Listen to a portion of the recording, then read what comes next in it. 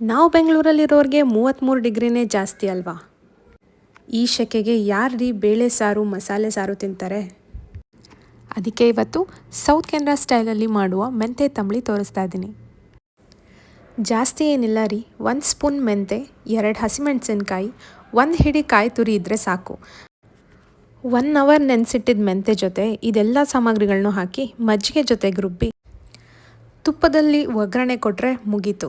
ಬಿಸಿ ಬಿಸಿ ಅನ್ನದ ಜೊತೆ ಮೆಂತೆ ತಂಬಳಿ ರೆಡಿ. ಮೆಂತೆ ಕಾಳು ಡೈಜೆಷನಿಗೆ ಹೆಲ್ಪ್ ಮಾಡೋದಲ್ಲದೆ ಬಾಡಿ ಹೀಟನ್ನು ಕಡಿಮೆ ಮಾಡುತ್ತೆ.